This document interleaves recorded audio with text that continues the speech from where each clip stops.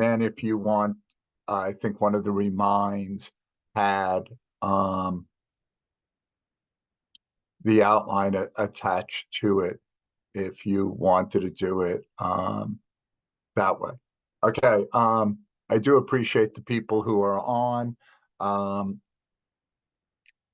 I just know that I don't know how much snow we'll have. I do know that we're kind of on schedule, and I want to keep us on schedule so we could make sure that we could finish all the material, have time to review, and so you could do the best you can on the AP exams and get the college credits that you deserve. Okay, so I'll start with let me just put the chat up. Besides the free response, did anyone have a question on the homework besides the two just free responses? If you want to just add in any question you might have had on the homework besides the free responses.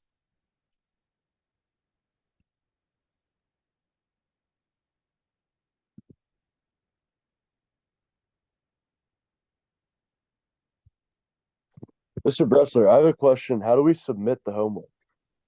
I was going to have you submit it, and then I decided just bring it tomorrow.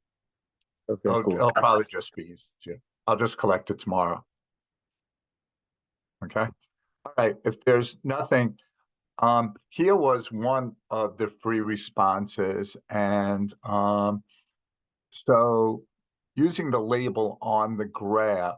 Oh, can we go over 3 about cost benefit? Yeah, I think Jack, when they're asking about cost benefit analysis, I think the problems with cost benefit analysis for public goods is to try really to get a handle on the benefit, because how much is a park benefiting you? If you really want a park, you're going to exaggerate the benefit.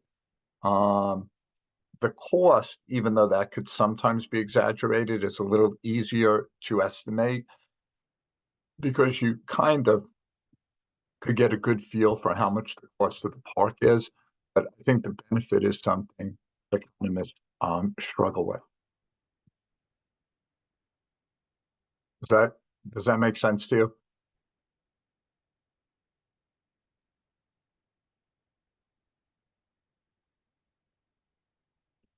Okay. All right. So this FRQ, just to go over, and so using the labels on the graph, identify the area represent each of the following in the market equilibrium.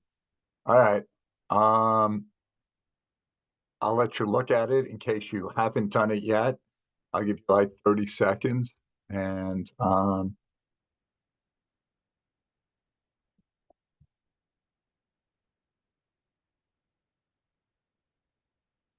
okay, I'm going to count to 3. Type it in the chat, the market equilibrium for the consumer surplus. Consumer surplus first. What do we have for consumer surplus?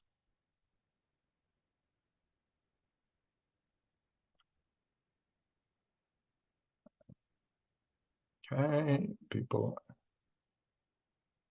Okay. All right. People are seeming to get it. Remember, consumer surplus is a price below demand, so P3MJ would be consumer surplus, and I see us doing that. So good job. And then the producer surplus, since most of you got that, would be P3M1 below the price and below. Okay. Now for B, assume the production of each unit creates a negative externality equal to P5 minus P2 using the label on the graph. All right. Just take 30 seconds to look at B. Don't type anything in yet. Take 30 seconds and look at B.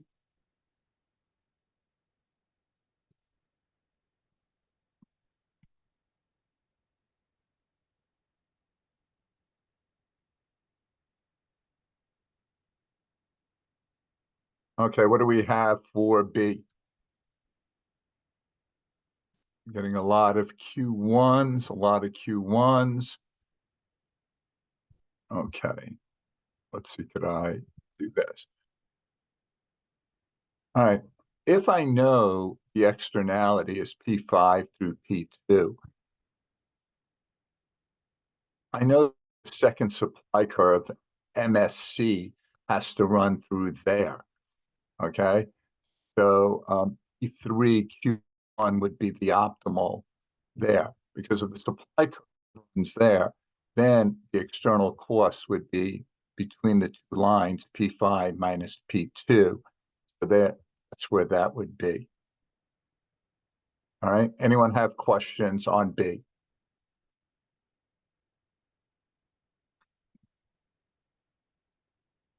Drew, do you understand why you would draw it through K?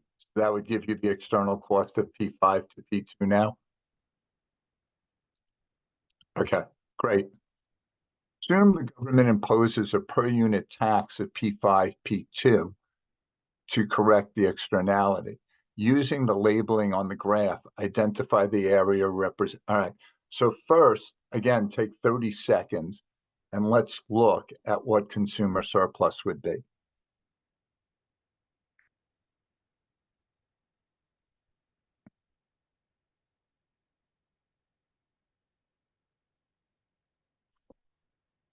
Okay, I'll count to three. You could type it in. 1, 2, 3. Okay. All right, great. Everyone seems to be knocking this one out. All right. Excellently done. Now, I'll give you another 30 seconds. You could identify where weight loss is. So I'll give you 30 seconds for that.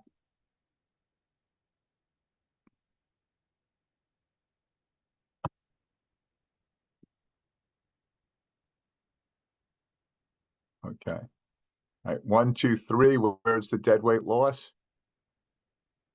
Okay.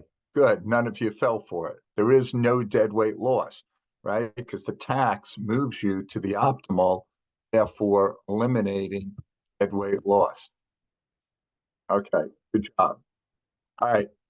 Is there any questions on this part two?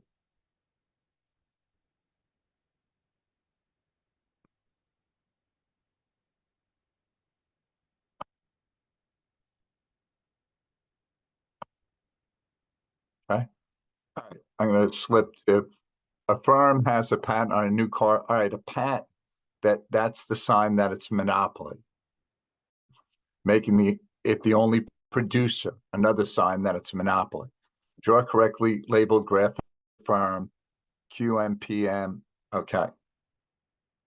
So there is downward sloping demand in MR. You would have got a point for that. You got a point for MC equals MR up to PM, up to demand to PM. A point for QM, it's 3. The fourth point would be ATC below the price because it said making profits. And the MC got across the ATC at its lowest. Again, they don't have to be perfect, but they got it can't be like up here or, So that's the fourth point. And then consumer surplus price below demand would be the fifth point. Any questions on the monopoly graph?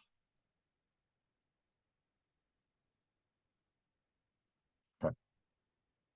I think these are really good, like keeping us a little, back. All right, government is.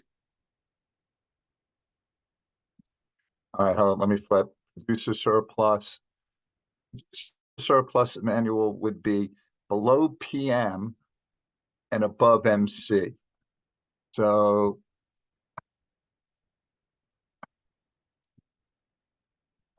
I'm having trouble getting my thing to right here, but it would be like in this area here. Well, not in the gray, but okay. Thank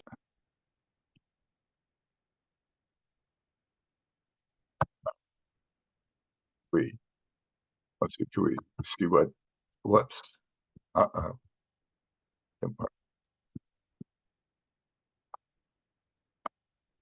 All right. Then they asked, instead, suppose the government imposes a price ceiling so the firms produce at the socially optimal.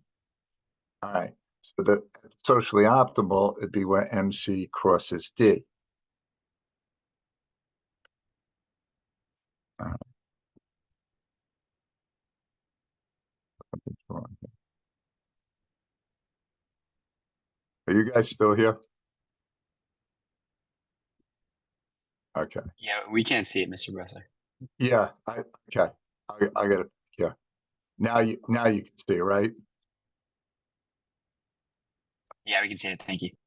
Okay. All right, let me get back to it. It just somehow lost. All right, so the socially optimal would be MC crosses T. Okay. So you would be there. And then the last thing they asked, at the price and quantity in P2. Okay, now this was an interesting way, the way they did it, because here, the way they drew it, you would be making money. However, you guys might have where MC crosses, you might have had your ATC a little higher. So it really depended if where MC crosses D was above ATC, you'd be making money. However, if you drew it where ATC was above that, you'd be losing money. So it really depended on how you drew it. All right.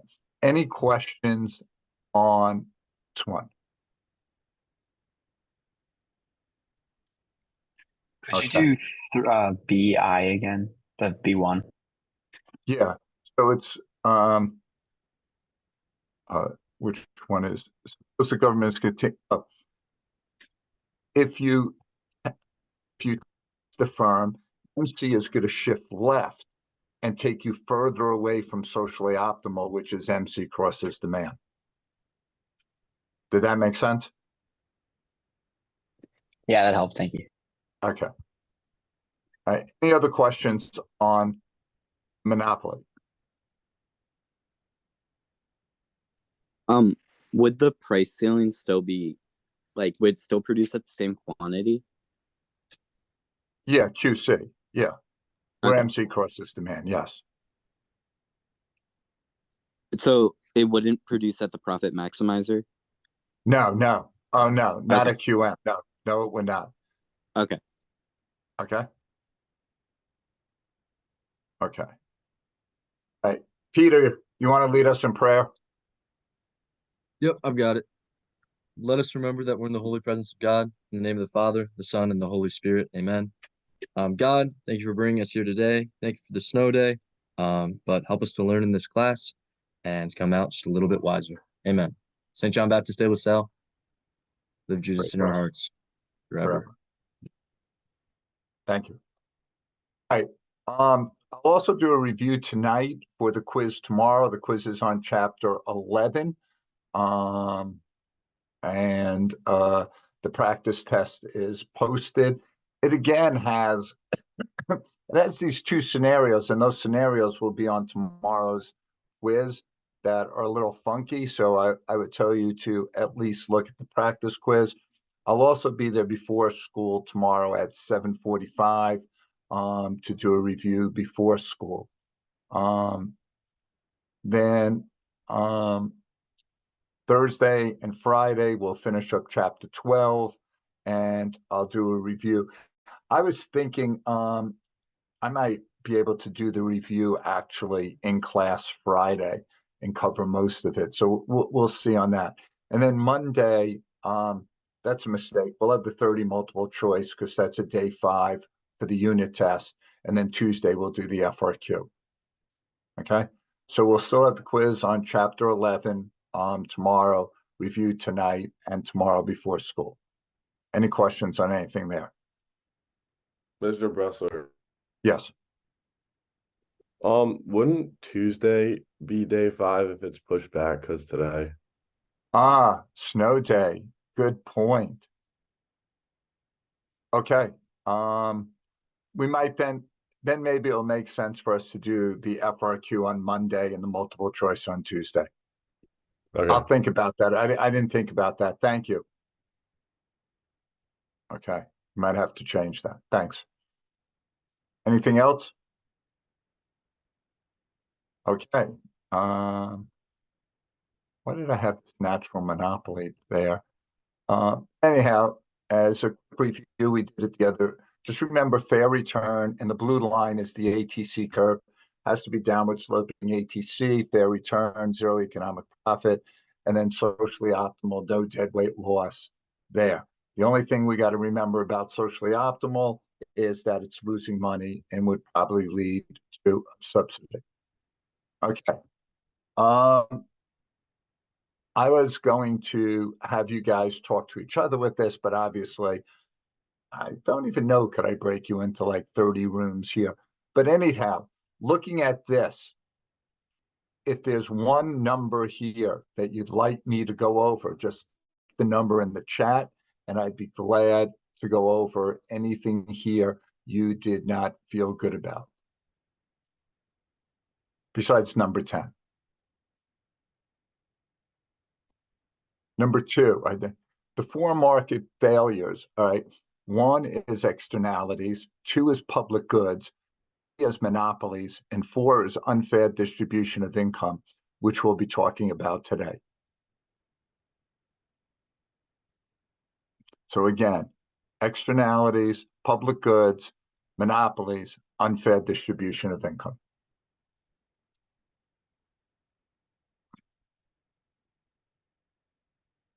Um, 1, 3, and 9.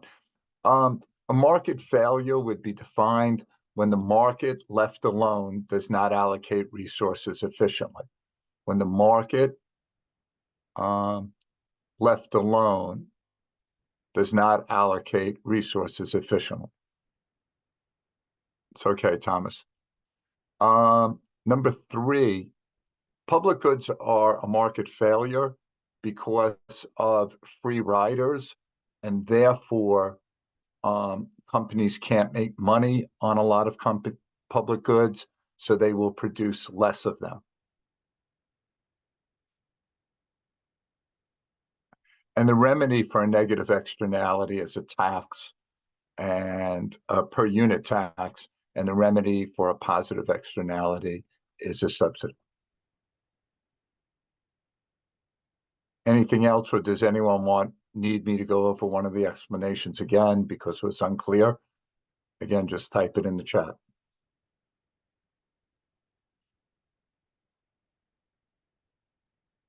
Okay, and here is your negative externality. Remember, for negatives, we're always going left. We're always going to PMSC. There is, that line is your external cost. You take your market line up. It also gives you your dead weight loss, which is pointed there. Okay. And then here's your positive. Again, positive, you're always shifting right. This is on the consumer since it's demand. You take the market straight up, and that's going to give you your dead weight loss and external benefit. All right. So that was just a quick review there. All right. Here's what we're going to talk about, and the unequal distribution of wealth, and is that economists call that a market failure. And in 2003, the average income was 66,000. I would say it's probably 75,000 now. And while I wouldn't say making 75,000, everyone is rich, but if everyone was making 75,000, we'd be okay. What's wrong with the average, of course, is that there's outliers. There's outliers on the rich end, and there's outliers on the poor end. And the average sometimes does not, makes us feel better than we really are. Okay. So what economists do is they really measure the distribution of income. And this is kind of how they, and they use what they would call this Lorenz curve. And by the way, the Lorenz curve, even though I don't think they'd ever make you graph it, is the last graph of micron. So the government divides everything into groups of 5, and each group represents 20% of the population. Now, in socialism, ideally, the lowest 20 would make up 20%, the next 40 would make up, because the money would be distributed equally, right? And that's like what socialism would be about. The government, our government compares how far we are from this perfect distribution. Okay. And if you look at it, and this is, I think I had 2003 here. It's the last time I used the data. If anything, the disparity has gotten worse, not better.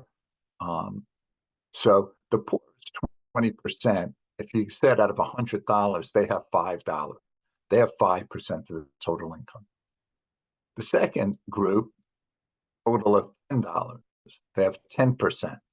Remember, if it was equal, everyone would have 20. Third group has 15. So the first 60%, the lowest 60%, none of the groups have at least even hit what they should. Fourth group, total of $25, they get 25%. And then the fifth group, which is the richest 20%, have 45% of the total income. And like I said, I'm pretty sure if you Googled or you you would find out now that it's an unequal distribution, that it got worse. It's not getting closer. It's the distribution is getting bigger. All right. So economists have come up with this Lorenz curve, where the percentage of income is on the left side and the percentage of families are on the right side. Okay. Now, if you're right on the line, the Lorenz curve, that line, that straight line is perfect. So that's perfect distribution of income. But if you plot the United States out with the numbers I just gave you, you've got this actual distribution here, which is kind of like a banana, right? The Lorenz curve is kind of like a banana there. All right. So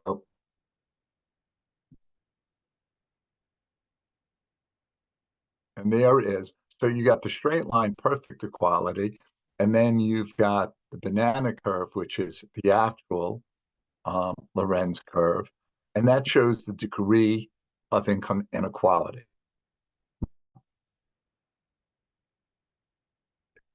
We come up with Gini coefficient of it. Let me just check the chat here for yes, that is true. And Gini coefficient is dear to my heart because this one girl got 100 on the AP test and didn't teach. Eduardo, give me a minute and I think I'll answer your question. And they asked a question about Gini coefficient and she got it right and I didn't teach it that year.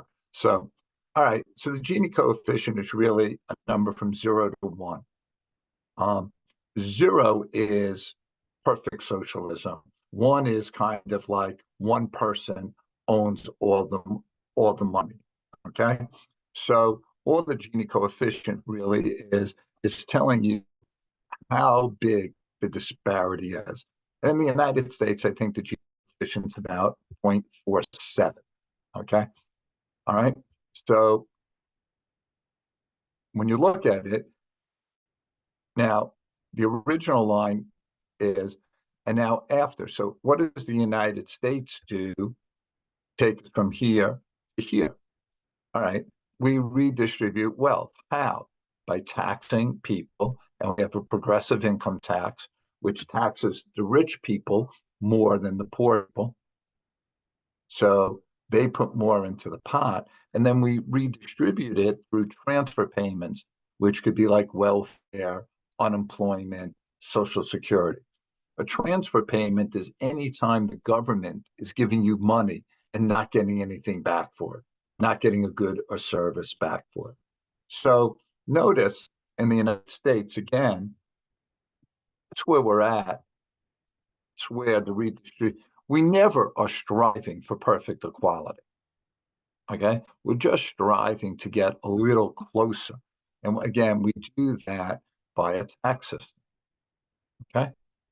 Okay, Eduardo, did that, answer your question as we went along and explained it?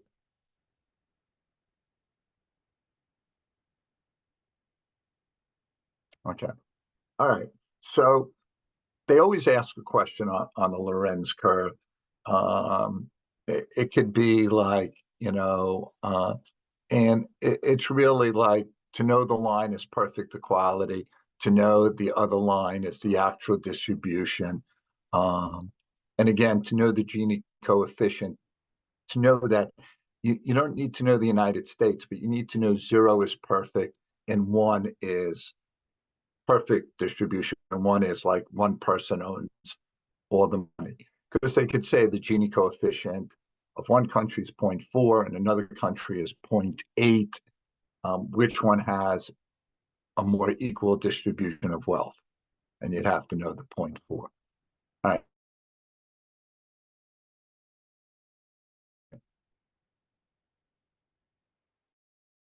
Lorenz curve. You'd have to know the Lorenz curve, but like but what they could do is show you that like this and say, is the red or the black line, which one of these lines is closer to a perfect distribution? And of course, it would be in this case. Okay. All right. Now,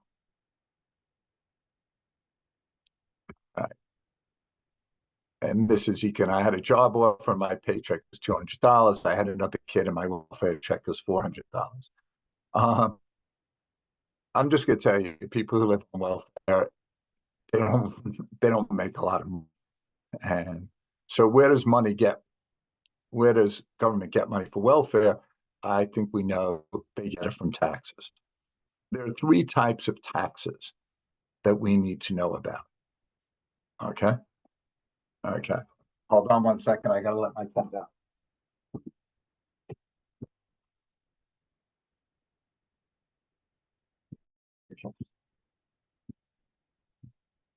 All right. So taxes are mandatory payments to government to cover cost of governing. Now, we tax for 2 reasons, to be honest. Right? One is raise revenue, right? For roads, for schools, the military, everything. Okay. That's one of the purposes. Second purpose, to influence economic behavior. So we might tax on cigarettes because we don't want people to smoke. We might tax on alcohol because we don't want you to really drink. All right. So there's 2 purposes. One is to finance government operations, and that's all like public goods, highways, defense, wages, welfare, social security, all those come from taxes. And then drink go last. And those are called like sin taxes, maybe to drive less so we don't pollute the area or the community.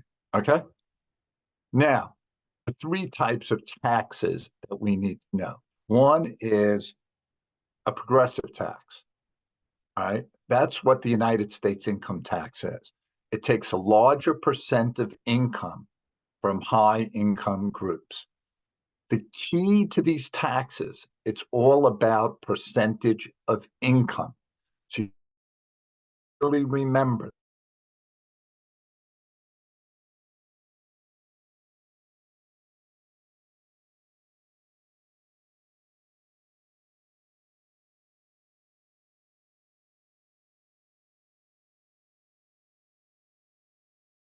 these brackets, you are charged higher taxes, higher percent of your income. So that's the progressive tax. That's the U.S. income.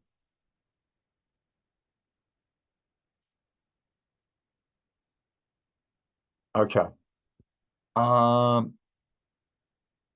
Did you get this, Tung? What are taxes? Okay. So you need me to just start with the 3 types of taxes then?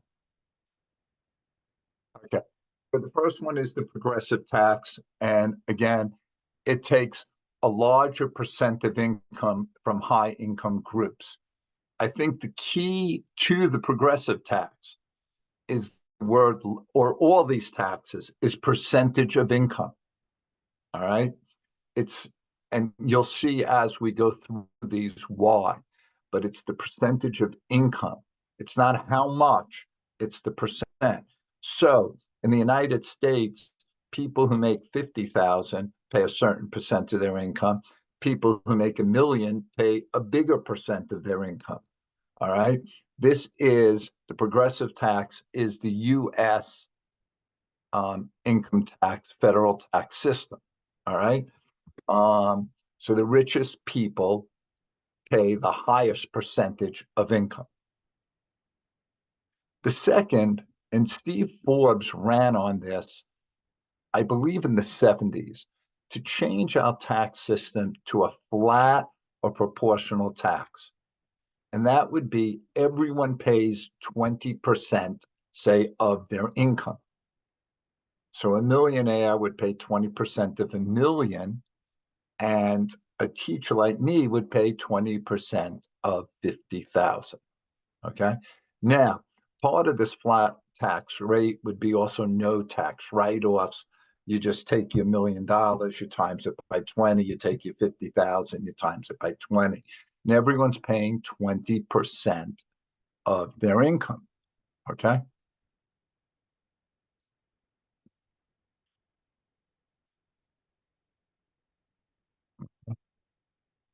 Third is regressive tax.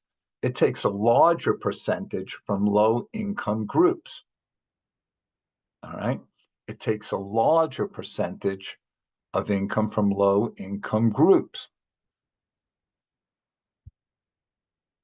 Now, who in the world would use a regressive tax?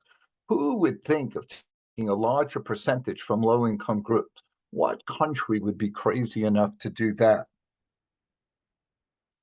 Well, you're living in it, the United States. All right. Now, this is the trickiest. Sales tax. All right. Now, you might say we're all paying 6% of the food, but I go in, I spend $100, and my sales tax is $6. What percentage of my 50,000 is that compared to a millionaire who spends $100 and he's paying $6, but it's based on the $1 million income. So even, and this is what confuses people.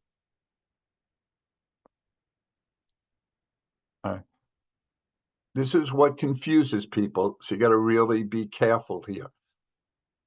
It's how much compared to your income. So even though a sales tax seems like a flat tax, everyone's paying 6%, but it's when you take that 6%, say of $100, and it's $6, and we're both paying $6, it's much more, it's a higher percentage of my income compared to a millionaire's.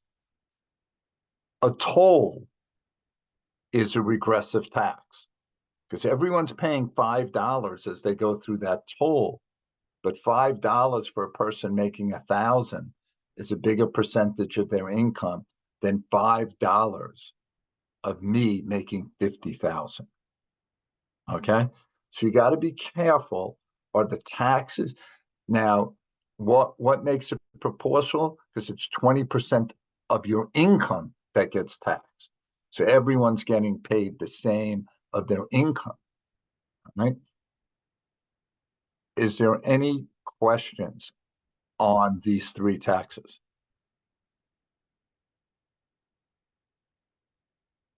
Aiden, it could be a percentage. Like a sales tax is a percentage, is like a 6% tax on the food you're getting, but it's not a tax on your income.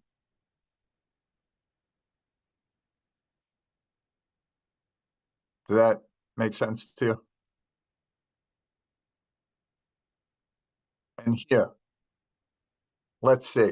Let's look at number one.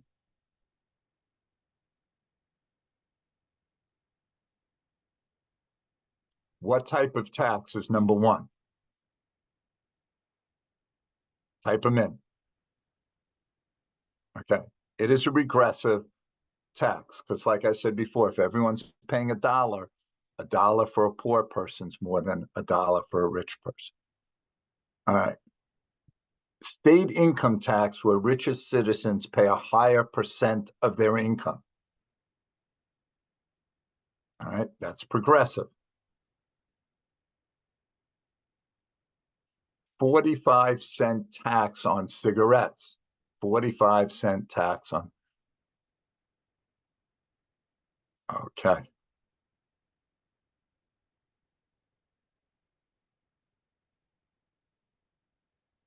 Medicare, 1% of every dollar earned. Flat. Okay. All right. You guys seem to have it. All right. Now. All right. Let's give everyone a minute. Let's do a multiple choice.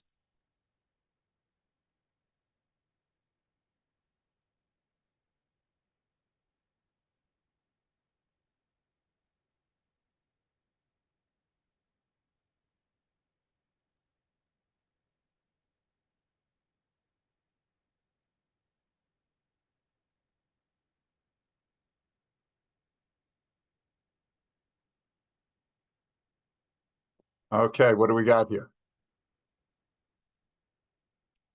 All right, we look like we got a lot of broccoli.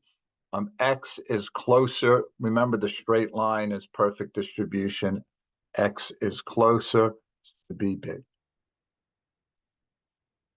All right. Let me just move the chat here for a second. Which of the following is most likely to reduce inequality in a country's distribution of income? Take a minute. Don't type anything in until everyone has a chance to look at it.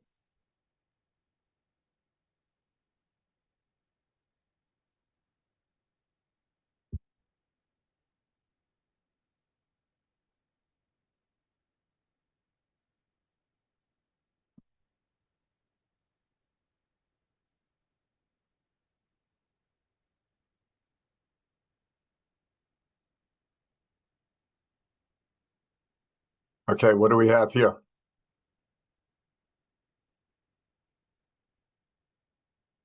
Okay.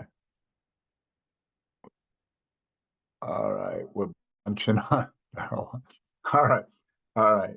Job training for low skill. B as in broccoli. All right.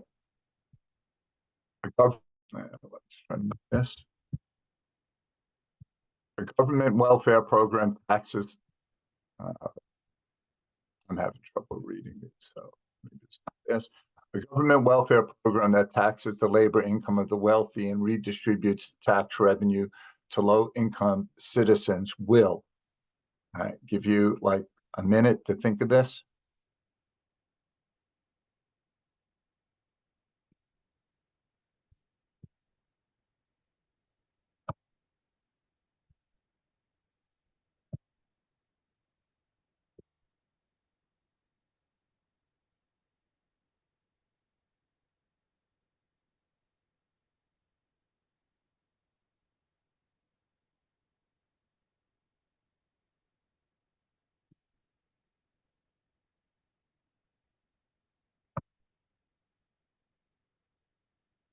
Okay. Go 1, 2, 3. What do we have?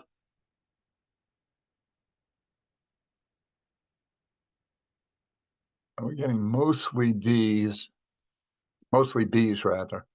Okay. And we have some, I think you guys were between B and D. You knew it decreased income inequality. What happens, however, when you tax someone, right? When you have an excise tax, you end up with deadweight loss, which means the market is not as efficient. So it's B as in broccoli, decreases income equality and decreases efficiency. Okay. All right. Is there any questions that anyone has on anything we did so far today? Here's the last thing I'd like, so it's a way for me to give you credit for being here. If you're in section 1, just section 1, could you type your name in now so I know you were here?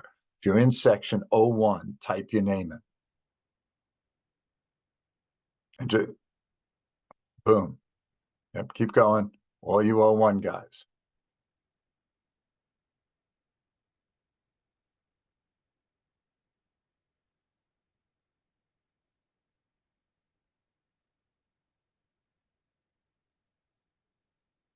Okay.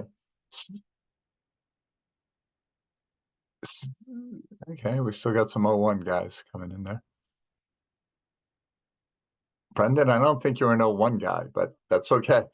02, type your names in. And by the way, 01, if you typed your name in, I thank you for coming and you're good to go.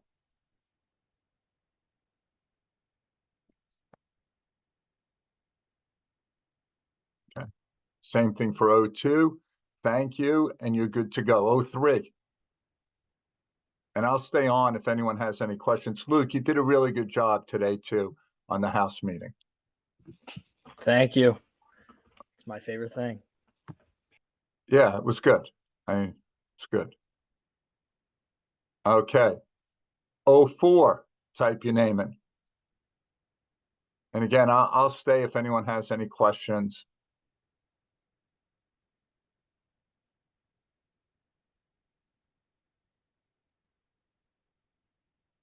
And last but not least, 05. Thank you. Thank you. Have a good one, Mr. Bressler. You too.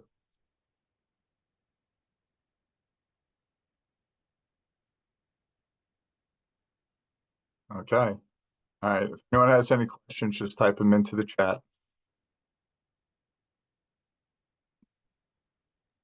Mr. Bressler, Yes.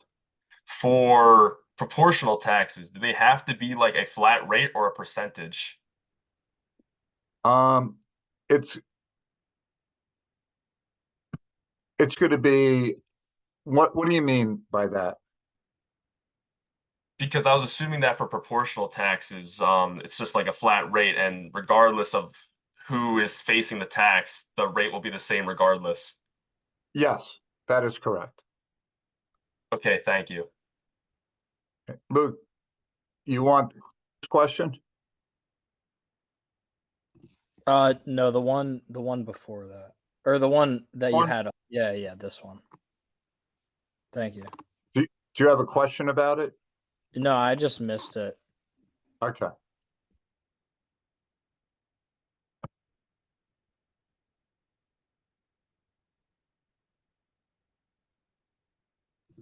All right, that makes sense. Yeah, Thank you. I got your name, John. Okay. Have a good day, Mr. Bressler. See you You tomorrow. too. Okay.